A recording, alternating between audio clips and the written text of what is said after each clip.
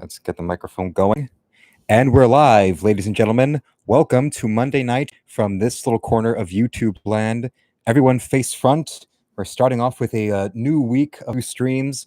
We're still going in, leaning closer and closer into the horror world out there of the ladies that I can draw.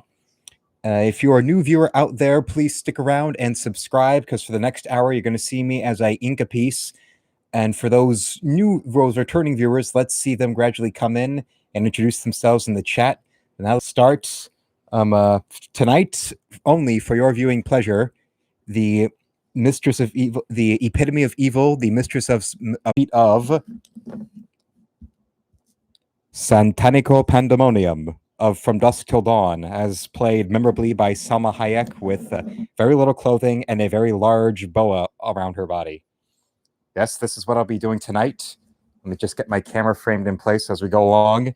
We've got an introduction coming in. That's good. As the chat continues, I'm going to try and reframe this baby.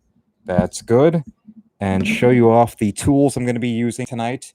Of course, my simple inking technique that I've adopted from Frank Cho. Right here, 0.7, 0.1 millimeter line. This, of course, is not something I'm recreating from another artist, but something I've worked myself from one of the more famous stills from the movie of Miss Hayek with that outfit. There we're going. Hello there. We've got regular subscribers are coming in. More are going to come in. Let's see. I'll name them all off once when all my regular viewers I usually see introduce themselves. But first, we're going to have some details to go into. A lot of things came. Pretty much everything that was promised to come in last week from my regular subscribers have come in, except for one major piece. But first, some introductions in the Blu-ray department. We've got this one here. This was actually a surprise. I only jokingly referenced about Roadhouse, and my one subscriber in here, who's in the chat already, Nick, kindly sent this to me. The two I mentioned that he said would be coming in were Showgirls, and the other would be Sin City. Well, here it is right there. Trying to get it on the camera so you don't see it under the glare of my light.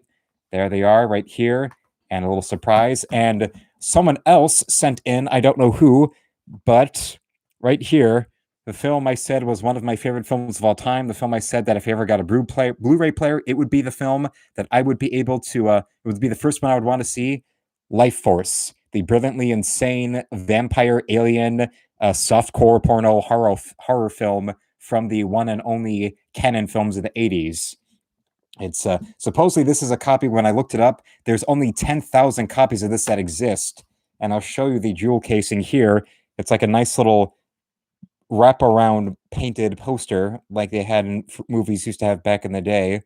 I'll slowly move around since I can't really show everything in frame, but as you see right there, that's what you get. Of course, conveniently, they have a little energy light glowing over the space girl's breasts, since, yes, the main calling card of the film is that a space vampire, simply called Space Girl in the credits, spends most of her screen time nude. And there's her two henchmen, one of them played by Mick Jagger's younger brother. And of course, you have a wing conveniently covering her crotch of this big bat creature. And yes, Canon Films' whole film library is bought up by MGM way back in the 90s. So this is MGM in association with the Scream Factory. A little line from the movie, "She's destroyed worlds," as said by the male lead of the film, who also played Charlie Manson in the original version of Helter Skelter. Got 2 discs. Here, one of the more famous stills from the movie, the only production still in the movie that shows the space girl in any kind of clothing, since it's the one full scene where you see her with her clothes, with any clothes on. And the next, I'm going to be careful with this, since hoping not to break it. Okay, that's good. And the other is another scene of the film where we see the space girl's first victim on Earth get a medical examination, and he proceeds to get up and drain the life force of one of the doctors. Hence, they figure out how the life force draining space vampire sort of a way of consuming energy is also sort of like a zombie plague, in that one person she drains becomes someone else that must drain the life force, and then another, and then another, and then another, until it starts to spread all throughout the world. There's that. More have come in besides those Blu-ray. We also have another gift from Nick, I know for sure, was the promise of the August 1966 issue of Playboy.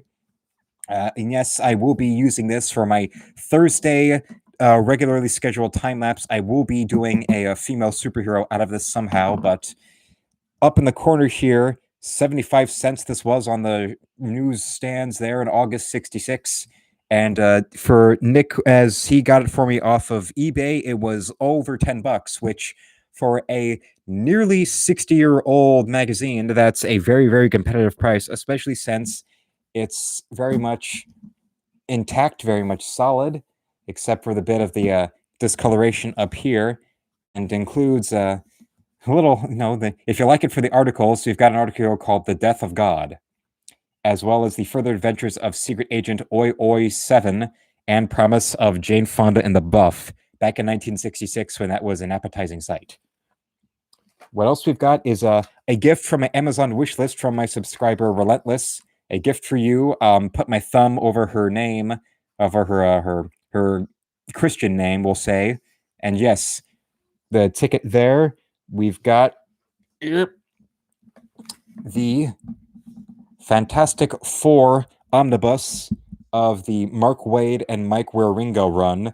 Nice, good, solid run that was for a few years. They were about 1/4 the time of Stanley and Jack Kirby's work, which ran for 108 issues, and about 1/3 the time of John Byrne, which ran for about 61 issues. Here it shows it's been so far back that the Mark Waid Wieringo run on Fantastic Four actually started when they were still numbering it based off of how the Fantastic Four got its numbering restarted from the Heroes Reborn gimmick that they did in 1996, where Fantastic Four was one of 4 Marvel titles that Jim Lee and Rob Liefeld took over and started doing. And yes, 60 issues into that renumbering of the Fantastic Four in the late 90s, they took it over. And 10 issues into their run, they went and decided to go back to the original Fantastic Four numbering. So here you get about, 524. So there, almost 3 full years worth of Fantastic Four comics from the team of writer Mark Waid and artist, the late, great Mike Wieringo, who died of there was some kind of complication with his heart. It wasn't a conventional heart attack. There was something sort of like how John Ritter died back in, sadly, around the same time, where it was something to do with a complication with a heart valve, I believe it was. What exactly it was that killed Wieringo, I know it was something involving his heart, but if you want to look it up in midstream, yes, that's how you spell the last name, Wieringo. Yes, Weir mixed with Ringo. There you go. And we've got a nice little text on the cover from the Tech Times. I've never heard of that magazine, but get it all in frame. I'll read it out. For comic fans growing up in the 60s, you had Lee and Kirby. In the 80s, you had Byrne. And for millennials, there was writer Mark Waid and artist Mike Wieringo. We also have a foreword from longtime Marvel editor and writer Ralph Macchio, no relation to the Karate Kid. That's why ever since the 80s, he's been pronouncing his last name Macchio. And up on the top here, we've got a quote from Den of Geek: the right balance of pathos, humor, heroic drama, and over-the-top action. And another one is that in this issue, in this comic, there's an issue where the Fantastic Four breach the walls of reality and they meet their god literally being Jack Kirby. And they meet Jack Kirby in his home drawing their latest issue. Yes, it's in here somewhere. I'll show it. There's also involvement with Doctor Strange and him performing a little pentagram ritual. Let's see what else. If I can find that issue that involves Wieringo and Waid introducing them to the literal god of their universe, Jack Kirby. And it just was a pretty ballsy creative move that I'm surprised Marvel editorial let them get away with outright credit giving Jack Kirby credit like that. Let's see. Maybe it's a little later on. Another thing that happened in this run was the birth of the Mr. Fantastic and Invisible Woman's second child, their daughter Valeria, who was named after the lost love of Dr. Doom. Yes, Dr. Doom and his dead wife Valeria. Since Dr. Doom intervened in helping the birth of their second child, they let him name the baby, and they named it Valeria as a sadistic joke at their expense. Yes, right here you see, as much I can get in frame as possible, you get the FF coming in contact with Jack Kirby. There he is, literally taking his pencil and erasing away the burn marks across Mr. Fantastic's face. And there he is in a cartoony likeness of Kirby with the 4 of them. and we see the Thing looking like Ben Grimm and not like the Thing. So what happens is that we literally get to see Jack Kirby draw the rock skin back onto the Thing, so he looks like the version that we all know. That's a nice little touch. But that's enough. We've got 10 minutes into the stream, and only now are we going to begin to start doing it. So let's get going.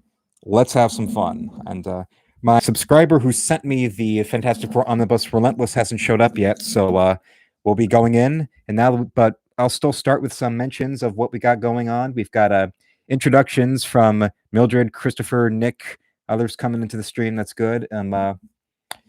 Nope, Tom Green is not in any of those movies I just mentioned, Christopher. The movies that came in, neither Roadhouse nor Sin City nor Life Force. Nick brings up, I'm sure it's a good, fun movie. Well, yes, both. It's not just I who says that that Life Force is fun. Leonard Maltin too, and people respect Leonard Maltin's view on movies. Look up the clip that on some TV show where Leonard Maltin does a review, and he starts off with, "Whoa, did somebody get the license plate number on that movie? This is one of the fastest, craziest films I've seen in years. Life Force." Yeah. I don't know who's talking about senior aerobics.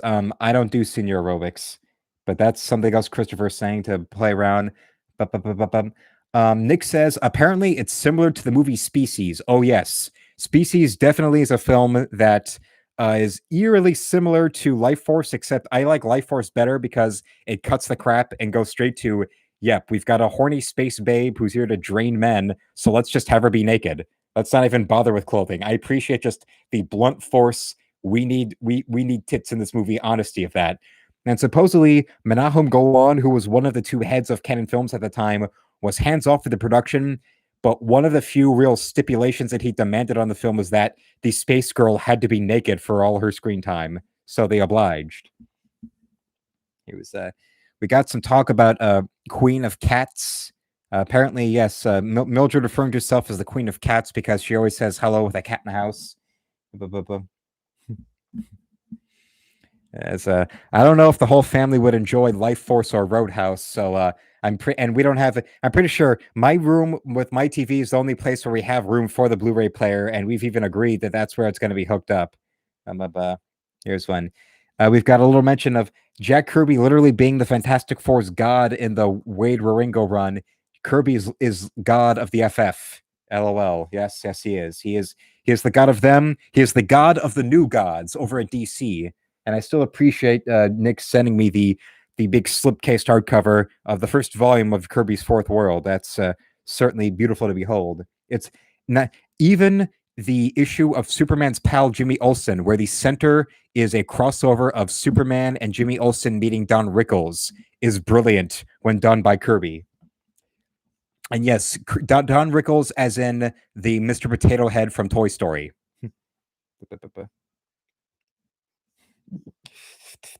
What was the expense? It wasn't that expensive, really, not at all. Well, thank you then, Nick, but no. And I mentioned, both I and Christopher like to mention Freddy Got Fingered on this channel all the time, except that's not available on Blu-ray. It eventually came to the point where, you know how you can buy or rent movies straight off YouTube? I actually had to go and just straight up buy it there on my behalf. My dad bought it for me to watch since it wasn't available on... We don't have any of those streaming services, and yeah, it's not available on Blu-ray, so just to go and buy it outright. And now that it was a 20th Century Fox release, and now that means it's a Disney release, so we literally cannot have Disney's definitely not going to be doing a big Blu-ray for Freddy Got Fingered anytime soon. Now we've got talk about a Steam room. That's more of Christopher's perversion. I'm pretty sure Christopher's just here to mock us, but you know... Here's me testing Christopher's real loyalty, because eventually the streams will get big enough. I'll get a big enough subscribers that then I'll start people start paying me for their super chats to say what they're saying in the chat out loud, and then we'll see whether or not Christopher really wants to hear me say whatever messy or depraved things he wants me to say, because then he's gonna have to pony up the money. Then we'll see. Then we'll see. Gonna give her those heavy eyelashes, because that's what I saw they gave Miss Hayek in the film.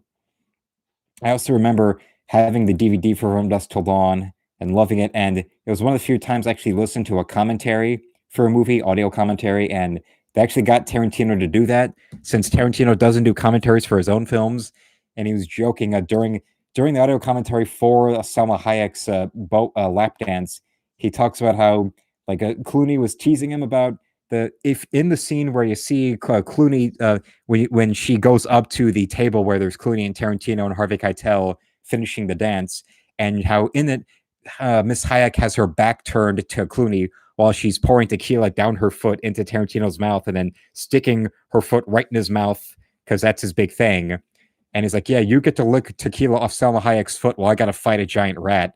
And Tarantino shot back with, "Yeah, but you get all the best dialogue in the movie." And you not yeah, except when she gets to give you a lap dance with her back right to me. So where do I even get to enjoy the fun? Except Clooney does it better because the end of the lap dance, everybody's applauding, and he gets the great line of, "Now that's what I call a fucking show." Yes, Tarantino loves the feet. And there already are Tom Green fan sites out there, Christopher, so I don't think that'd be possible. You'd have to compete Tom, and it would be too long a URL. But yes, you can tell that was probably the first example of Tarantino really openly showing his love of ladies' feet, because she's barefoot throughout the whole scene, and then she's sort of kills the vibe of the scene with her pouring liquor down her leg, and there it is, and first it's like a thing where she's pouring the liquor down her leg and it's streaming down into his mouth, and then she just sticks the whole foot in the mouth. Yes, Viva Gorditas, says Nick. That's true. Or yeah, that's probably the most famous. If you go to that, there is that website WikiFeet, and I bet you that's probably the most famous, the most viewed page on the film on the site is probably a site all about that foot scene, and or that part of the scene from Dusk Till Dawn where you just see tequila trickling down Salma Hayek's foot and directly into the mouth of one Mr. Tarantino. And, honestly, I'd rather look at that, and I'd rather see Tarantino express his love of ladies' feet in a movie like that than to have any actor or filmmaker yelling at me about how to vote. I'd rather look at that tweet of Chris Pratt laying down in the middle of the Hollywood Walk of Fame, just looking up at the sky, than the God knows whatever the hell that Tessa Thompson or Brie Larson are whining about today, or some commercial with Regina King talking about this or that. Oh God, lady. Just because you voiced a black militant character on a cartoon show doesn't mean you actually are some kind of brilliant militant. You're acting. You're in no position to talk. You spend less time in school than Greta Thunberg. Take your award, thank your agent, then get back to your seat and shut up. If ISIS started a streaming service, you would all be calling it agents. And then they cut right to Tim Cook in the front row talking about all the Apple TV Plus shows nominated for stuff at the Golden Globes, even though Apple worships at the foot of Chinese prison labor. And Apple pulled its bid for the streaming rights of South Park right after their anti-Chinese government episode aired. Now we got to talk about shoes on presidential candidates. I don't know. I don't pay attention to the footwear of my presidential candidates. It's the jokes that like the Hugh Hefner types, the kinds who are really really full of themselves with how how much they're ones who are the ones who try to sound the most intellectual about just being horn dogs, or like, oh, and those European countries, they like it if their presidents have affairs. It doesn't. I don't care. This is America. I shouldn't care about whether or not the president is humping around. I don't care either way. Okay, if I were a constituent of France, okay, Prime Minister of France, I don't care if you're cheating. What are your plans for, say, economic development? You've been going, your country has a federal deficit for this X amount of years. Well, what's your plan to alleviate that? I wouldn't care if you've had 3 wives. And yes, Christopher, don't be worried. As in the film, Miss Hayek, as drawn here, is going to be shown barefoot. So you're going to have to wait, since I'm working my way down her body. And following the pencils here. Actually, Supposedly, Miss Hayek was actually had a long time fear of snakes, and that she had to go visit a hypnotist in order to deal with being able to dance with the big snake there, as seen in the film. Which, yeah, okay, but then again, she agreed to it, so you know what you were doing when you signed up for the movie. You know, if somebody who was arachnophobic agreed to star in a remake of Eight-Legged Freaks, then that's their problem if they have any any hangups or like fears that happen in the middle of shooting the movie. You know what the movie was about. You could have said no, but okay, if she was afraid of snakes, then hey, she went through with it, and we got a really hot scene of her dancing with a big boa out of it. So I'm perfectly fine. Get that there. Nice swooping lines. Went against my will, and I went upward on that line, but I still follow the pencils pretty closely. There we go. Now that I've been doing more work and studying and recreating the work of Frank Cho and J. Scott Campbell, I think now doing the long, luscious lines in the female form have become much more fun and less of like a task. More like something to be anxious about is not so much a thing anymore. There we go. Now, turn around now. Whoop. There we go. Nice, nice, nice. Now we're going to go up here. And the nails, we're going to go this with the fingernails here. And here. If only it wouldn't be a copyright issue and I could actually have the music, the song from that dance scene playing in the background. And here's the fun fact. There actually is a connection between From Dusk Till Dawn and Roadhouse.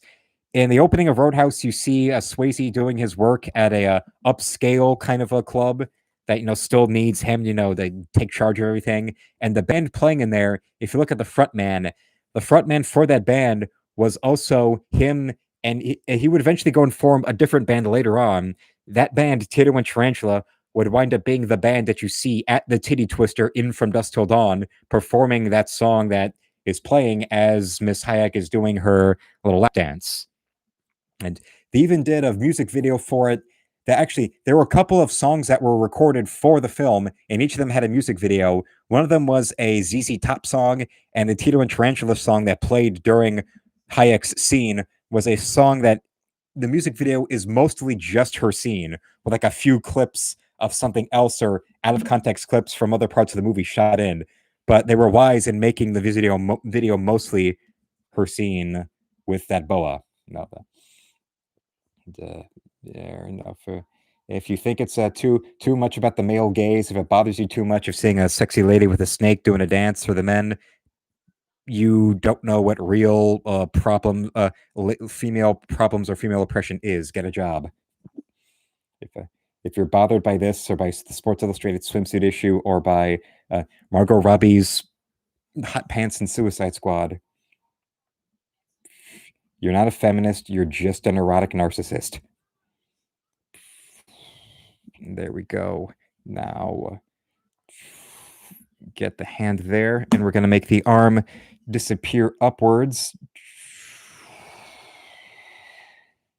Right there, and here, and there. Now those little armbands she wore in this angle was a little exposed. And now downward Christian soldiers with the other one. Now we're going to go and do a little bit of detail where you see the snake head of that little armband sort of popping out from behind.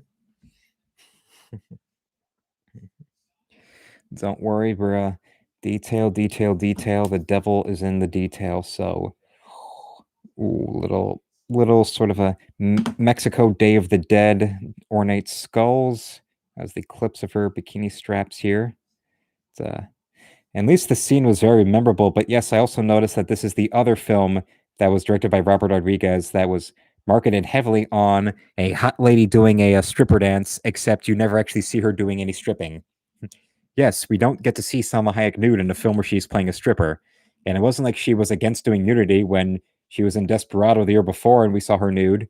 So it's another example of like Jessica Alba in Sin City, where you got a stripper that's the cornerstone of your marketing and you don't have her strip. It's at least it's was counterweighed with the scene still actually being really hot, and on top of that, you've got Salma Hayek not being a hypocrite or hypocritical prude about doing nudity or why she was cast in movies in the first place. There's the it's not like Jessica Alba always was when she was the it girl in Hollywood before Megan Fox turned 21, and it was oh, I don't want to do nudity or they just want to see me take my clothes off. Oh, they just want me to be hot. Yes, your attractiveness is why you're being cast. It's certainly not for your acting. So this girl with the snake is the one from the movie you got? No, Nick, it's not. The one from the movie I got here, Life Force, that's definitely not Salma Hayek. I know this is just a painted, but yeah, this lady's French, and yeah, Salma Hayek definitely not French. Although, yes, I will later this week be drawing her, but with strategically placed energy clouds, I'll call them, over certain areas. Like you see here, the back of the painting, the back side of this painted cover. Yep, something a little bit like that.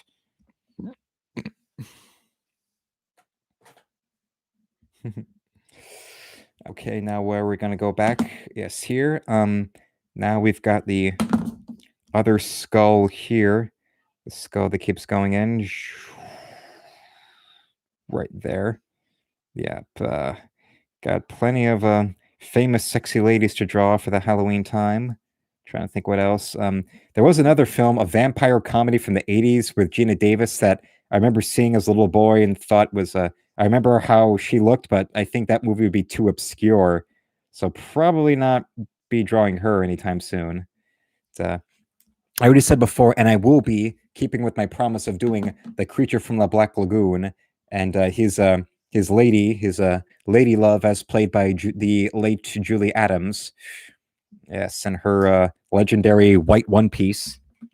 It's Love is at First Bite. That could have been it, but I don't remember the name of it, but yes, it was a vampire comedy with Gina Davis. That could have been the title. If according to yes, it was Mildred here in the chat. What else we got?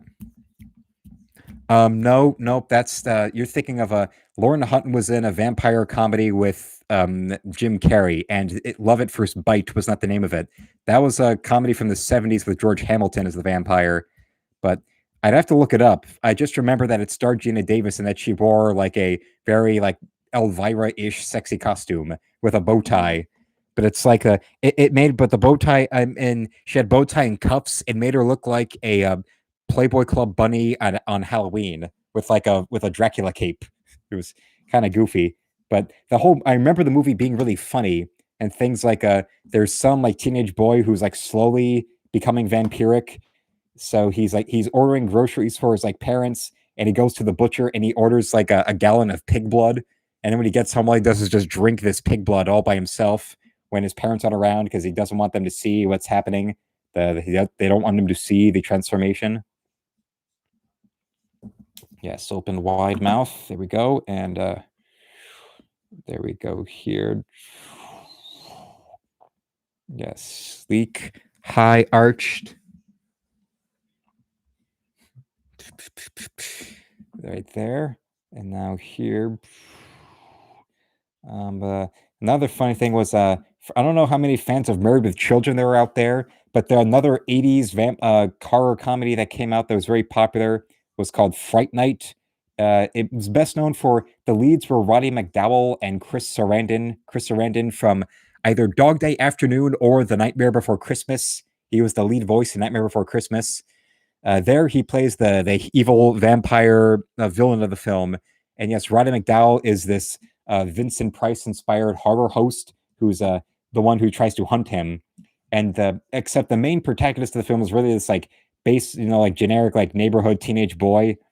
And his girlfriend in the film was played by the neighbor lady from Married with Children. Yes, Marcy, who only 2 years before Married with Children premiered, she's playing a high school student, and then 2 years later, she stars on that show, and she's a newlywed banker. So that was pretty. But then again, that was Hollywood. I'm pretty sure that before the '80s and before like Johnny Hughes, most of the time, high school characters were played by like 20 somethings at best.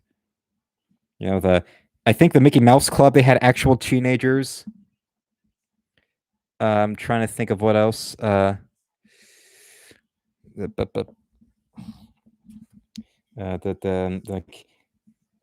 or the beach party movies that were popular at the time, where you had most of the time those guys were 30 something, where the closest to a teenager was like the one movie was called Muscle Beach Party, that featured Stevie Wonder when he was still a boy. They were still calling him Little Stevie Wonder, and he performs a song that was a tie-in single for the movie in the movie, and he's the closest thing to an actual teenager in the whole film.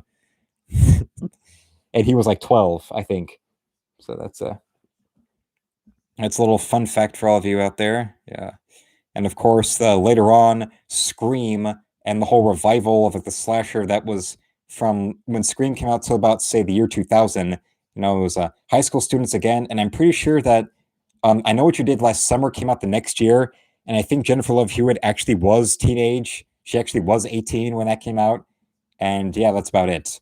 Or the others were they were on the 90s version of the Mickey Mouse Club, and then they matured into doing those kind of movies or those kind of shows like Dawson's Creek. And then roughly 2004 or so was when Hostel made the whole torture movie. And we got some news. Apparently actor Jeff Bridges now has lymphoma, according to Mildred here in the chat. Well, that's sad. There's I know it's not a horror film, but we could all watch Starman. His first Oscar-nominated performance, the science fiction film Starman. We could watch that as a tribute. Because anybody can go bring up The Big Lebowski, but what does that say about The Big Lebowski and the Oscars aversion to comedy, where a science fiction love story like Starman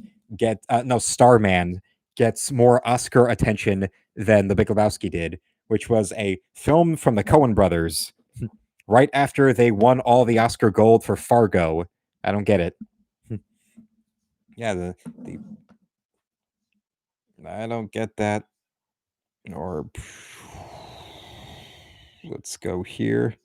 And now there's for I'm going to pull this up so that for much to Christopher's delight, we're now going to be seeing the lady feet right here right now.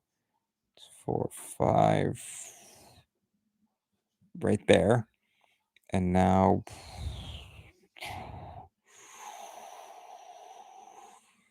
I remember the first movie I ever saw Salma Hayek in was that god-awful Wild Wild West movie, but she's in a Old West, old-timey Old West prostitute corset and stockings, so not much more, dressed than this. And I remember most of her dialogue being nothing but praising Will Smith for everything he does, as if that was part of Will Smith's demands, was that every time I do even the most minor thing, I want her to praise me. And we've got some more talk about ladies' feet. There's from the chat. Well, I know you would enjoy this, so that's why I know Christopher would enjoy this. That's why I'm taking my detail as best as I can. I actually would like to thank Frank Cho, because another thanking to Frank Cho, because a lot of his artwork, a lot of the ladies he's drawn over the years, besides the female superheroes, he's also fond of drawing Shayna-style jungle girls. There's a Jungle Queen was his own creation. Another character he worked on called Jungle Girl was literally her name. And some Shayna stuff over the years, so you can tell that, yep, he certainly knows what he likes. And also, that means jungle women means a lot of bare feet. So I'm going to thank for the barefoot reference there. I think I messed up. I messed up on the other foot poking out there, so I'm going to have to go and fix that later. Just a bit of white out and just make it a basic silhouette. And, now we've got some more jokes about... now I know Christopher's just mocking us. Now he's just yelling about how he's totally nude. No, so that's why we got to get the subscriber count up to the monetization rate. That way, then, if You people out there want me to. We're gonna need a super chat, so that means that he's gonna have to start forking over his own money if he wants me to say these depraved things.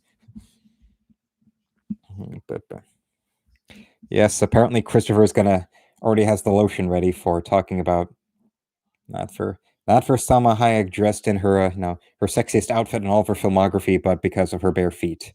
So you share love of Tarantino, then, I guess.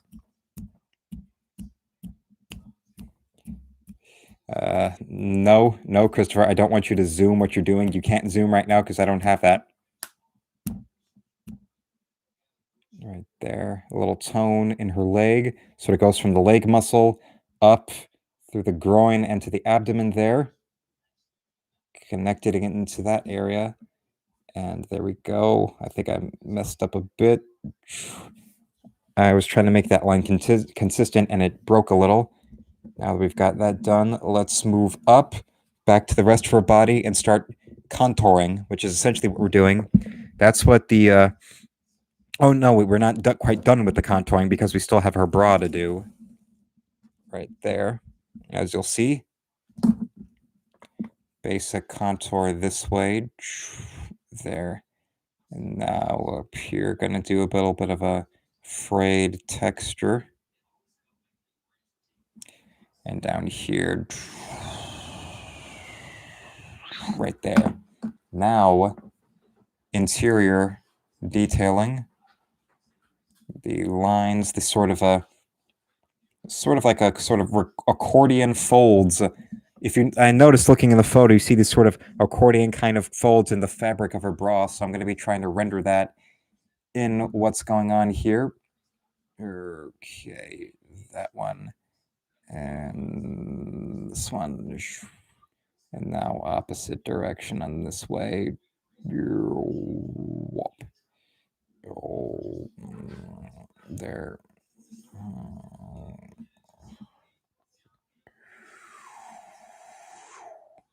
Okay, right there. Oh, there. Now we're getting a little bit more. And one more. Make that line go in. Okay.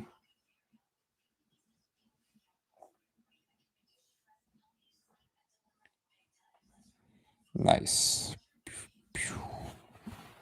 Now we got her navel here. Yes, a little.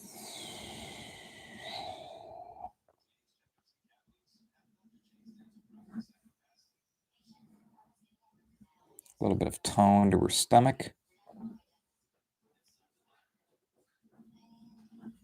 Right there. Nice toned stomach. This is definitely a vampire who practices her Pilates, I would say. Is it like a seashell bra? No, Christopher. I mean Nick. Yeah, Nick. No, it's not a seashell bra. It's just that I noticed when looking at the photo when I was studying it and drew my version.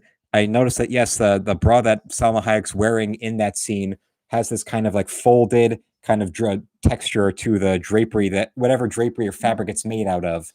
It's not supposed to look like a seashell. It's supposed to look like some kind of like a accordion kind of fold. That's what I've been calling them.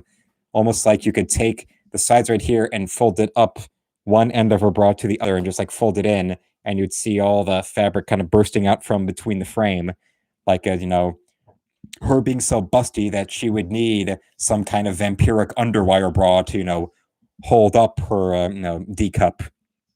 At least a D cup, maybe double D. I'm not sure exactly. As I don't know, and I'm pretty sure I'll never be able to personally know the actress's bra size. So I'll leave it at that. My name's not Harvey. And let's see. Now let's go get here and here. Nose, eye holes down there. Now let's move that line in there.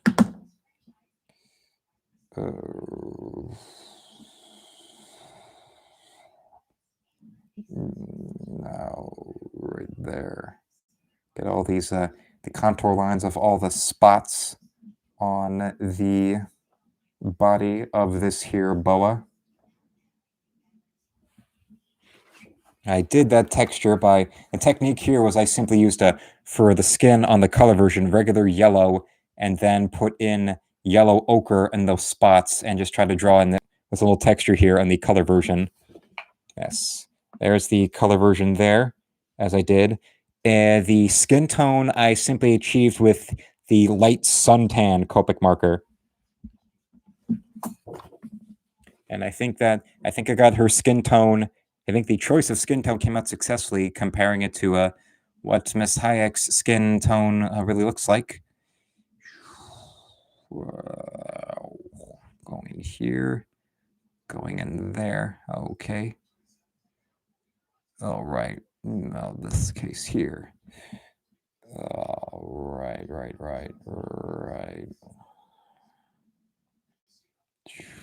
There we go. Get this one up that way. Go here now. Like that in there. And now here. Okay, there we go. Get these bases in check. Getting all the ducks in a row. Now let's do a little bit of hand detail in here. Okay, a little texture in there that I've learned from Frank Cho. Frank Cho and J. Scott Campbell definitely being, since they're the ones whose work is the most easily accessible in studying to draw comic book women, they're the artists whose work I'm learning from the most. Okay, now right there. Now there, a little bit of forearm. Now going over the line again to make the weight consistent. There we go. Wrap. Perfect. Now here we've got the little band around her neck. We're going to be moving up now to that ornate feather boa of hers. This is the most ornamentation I've put on a lady in a while. Here, broken lines to get that feather texture. Just moving swiftly down. I would say one of the great purveyors of the female form as a painter was the great fantasy painter, of course, Frank Frazetta, who's got a whole website dedicated to his work known as FrazettaGirls.com, and I certainly agree with that. And it's a damn sacrilege that the director actually commissioned a poster for From Dusk Till Dawn from Frank Frazetta, which, of course, the main image was emphasizing Salma Hayek in this bikini with this boa around her body. And it was a complete shame that it wasn't used as the actual poster for the movie. It was Oh, and according to this, yes, another thing that came in over the weekend were the trade paperbacks for the recent series The Wildstorm, the reboot of the Wildstorm universe as written by writer Warren Ellis. And each of the paperbacks have 6 issues in them. And just today alone, I read through 5 of the 6 issues in Volume 1. So, yes, Volume 3 also came in the same package with this yesterday. Nick, thank you. And Volume 2 will be coming in on Thursday. So, yes, I'll probably have the last issue in this finished, and then I'll be ready to yank open and continue with the second volume on Thursday once it gets in there from Amazon. I thank you. And yes, I have most definitely enjoyed the first volumes, the modern science fiction way of Warren Ellis reconfiguring the Wildstorm characters. Although I don't really like the bland present day, thoroughly average like redesign of everybody's outfits, but that's just me. It's going for a more gritty, or at least a more plausible science fiction inspired kind of a feel. So I can understand why not having Zealot look the way she looked in the Wildcats comics from the 90s, or having the death blow look like a sort of a shirtless Punisher type that he was before. I get it, I understand, but then again, remember Ellis really helped to cement his name on taking Stormwatch and taking the visual way of how they were drawn, how their costumes looked, and how the pages were laid out, and all that, and making a great story out of out of those creative resources anyway. So it's sort of like you could have just kept the outfits looking the way they did. I mean, you really want to make them cool, then take what worked about their costumes and all right, wrap a good story around the whole damn universe instead of just Stormwatch this time. But okay, that's I still like the visual structure, the storytelling structure, the page layout is comparing that to other recent Warren Ellis comics like Injection. I actually I like what I've read of the Wildstorm more than what I've read of Injection. Not that I dislike Injection, but I like what's being done with the Wildstorm much better. Although yes, I would like Voodoo.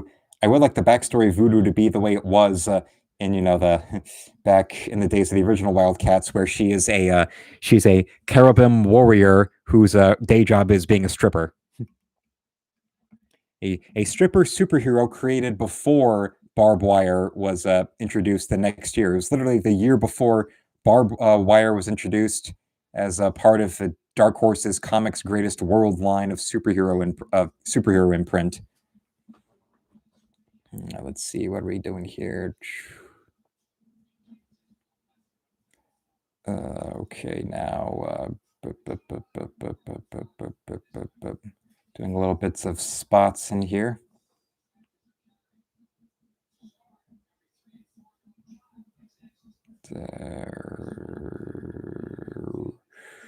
Now here, doing little spots in each one of these. That's the texture we've got.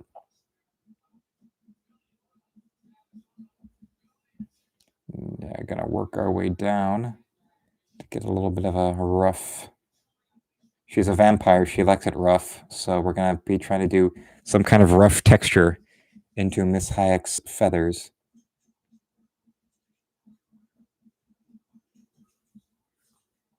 Remembering to move our way down to keep the line work consistent.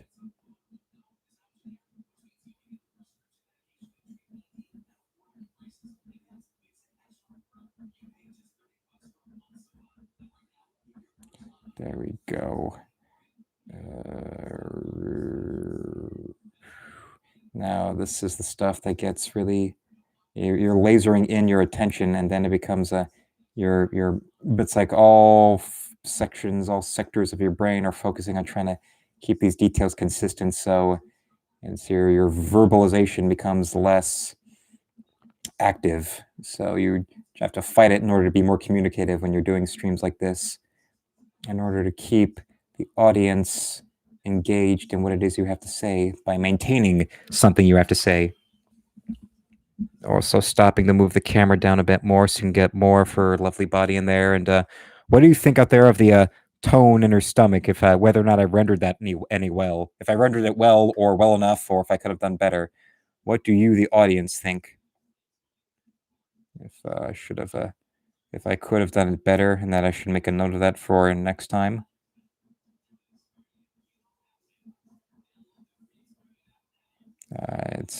That's why I want to engage my audience. I want to know what it is. Do you think I'm doing right, and what can be done better? That's why those artists developing their craft, they go to those conventions with their portfolio and try to get the professionals, try to get the editors, the writers to pay to look at what they're doing and hire them on the spot. Well, that's what everybody wants, to be hired on the spot, or if not, then at least get the positive reinforcement of what it is that they can do better, and take all those notes home and do them in order to get better, in order to get better and better and better, into the point where you get so much and better that they have no choice but to finally just hire you for something, and then you leave them alone. Okay, you've sent me 500 submissions. Here's a backup story, now leave me alone.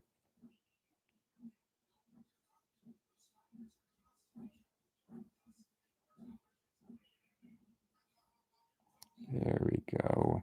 Got 2 layers of texture in here. Little Franklin Booth. Right there. And now this one.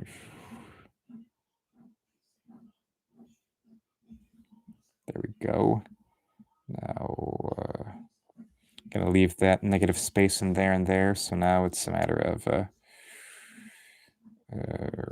doing the same 2 layers each on each side.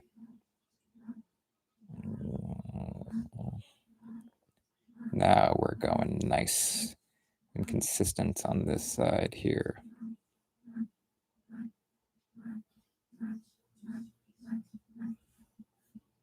Holler if you hear me.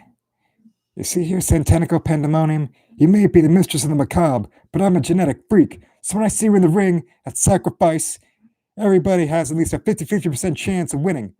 But at best, you've got a 33 and a 30% chance of winning. Here's one. I think Mildred's joking that she needs a tan when it comes to Santanico's stomach right here. Her midsection looks good, says Nick, and Christopher's just messing with us by saying soft and smooth. Yeah, definitely not. Maybe if you look at like other Hollywood actresses who play, superhero parts or things like that, and they do no training and have no muscle tone or anything at all, and that's why it was such a low standard for a film that was completely forgotten. Like the moment it came out was the Tomb Raider reboot that was recently done, where that Alicia Vikander actually went and got in real shape for her part and actually looked like fit. She looked like an action hero, some woman who could, do whatever action badassery things you could in the jungle that a Tomb Raider character is supposed to. And then with with all the other characters we've got, it's like they're all the typical 80-pound Hollywood actress. I think that's why Scarlett Johansson stands out so much, because she's 110 pounds, because the 30 extra pounds come from her breasts and her butt. She has a. Christopher says, well, are you referring to Salma Hayek as having the Latina look? Because, well, she is Latina, so. And I don't see anywhere where Salma Hayek was considered chubby at all. There's that's the difference between when, like, the fat positivity movement kind of thing, where, oh, I'm curvy. No, a Latina like Selma Hayek is curvy, you're fat. Or Selena Gomez, there's she's got the Latina lady body. You're just, not keeping your hands off the Haagen-Dazs. There's a million miles of difference between those. So let's go here. Let's try another layer of cross-hatching in this way. There we go. Just to give a little more focus to the texture. There we go. There, and there. Okay. Alrighty. Now we've got something nice going. Okay. Isn't that looking sweet? Too cool. Self high five. Imagine if Hayek's character in From Dusk Till Dawn was leading the Nitro Girls back in the days of the Monday Night War. That would have been amazing, wouldn't it?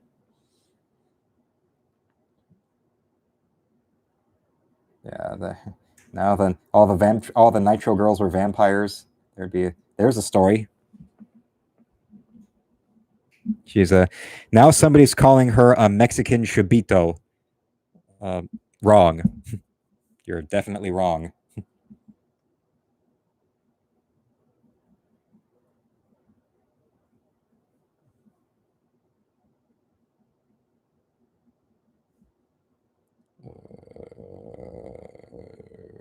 There. Just do some kind of leopard spot looking thing here.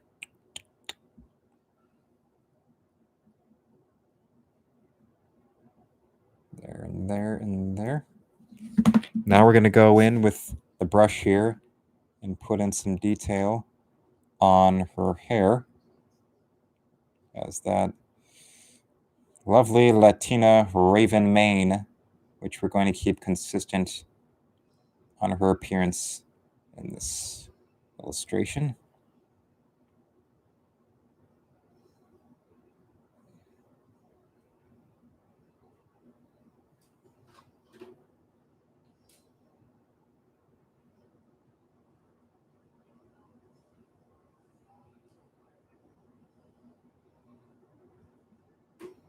Now, here we go.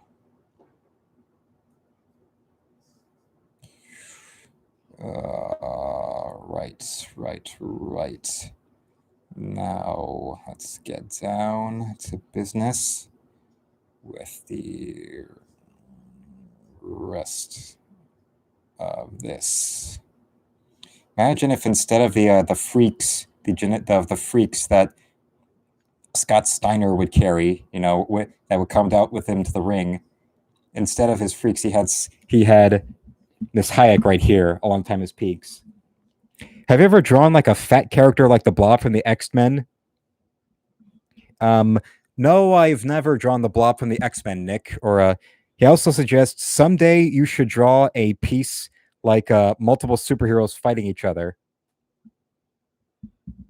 I don't know about that. I've never done a piece of multiple superheroes fighting. That's sort of something to look forward to in the future, definitely.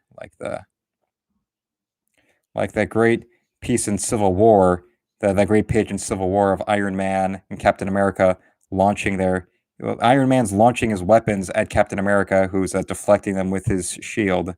That great 2-page spread. Yeah, it was a 2-page spread. But yes, I think that's just more people just trying to be mean in the chat by saying referring to Salma Hayek here as fat. No, you're definitely wrong about that. Okay, what else we got?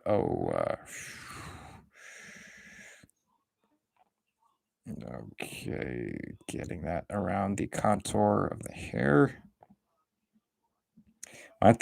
Another bit from Saturday Night Live from not too long ago that would send the present day Saturday Night Live into a fainting spell was a skit involving when Salma Hayek hosted, and it was she was on there promoting for when her movie Frida was getting Oscar nominations, and she got nominated for Best Actress.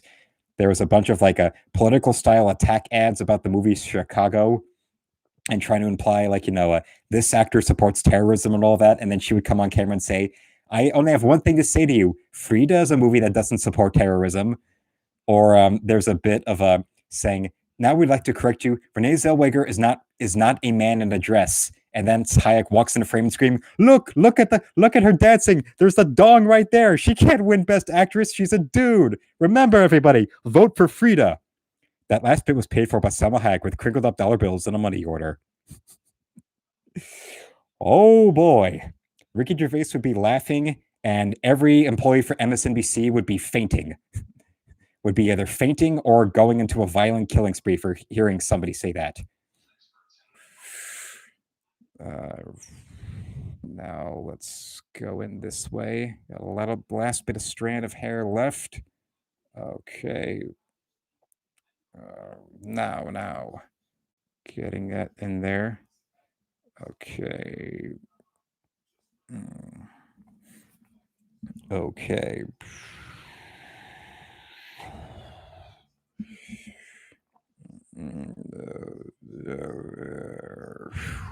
Now, one last thing to do is signature.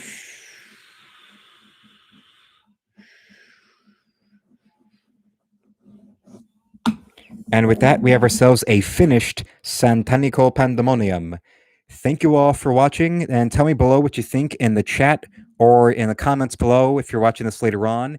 And if you'd like to buy this before it's posted for sale, all you got to do is follow the first link in the description below to my online store and make a custom donation of $30 if you live in the US or $50 if you live abroad, and I will ship this out to you to put up on your wall or to give as a gift to family or friends. You can also commission me for original illustrations like this at $50 a piece plus shipping and handling in my store. The commission slot is the last item available in all 4 of the categories of pen and ink illustrations I have for sale online. The pen and ink illustrations that are already available are available at $50 a piece plus shipping. I also have color drawings available for sale at $25 a piece plus shipping. And I also have color drawings such as this one, which you can get for a custom donation of $30 if you live abroad or if you live in the US. Follow me on Twitter and Instagram, also linked below, and you can help the channel with a purchase from my Amazon wish list as well. Don't forget, tomorrow night I will be live again at 10 p.m. Eastern, 7 p.m. Pacific. Who I'll be drawing, you're just going to have to come by and see. Thank you, and see you, Space Cowboy.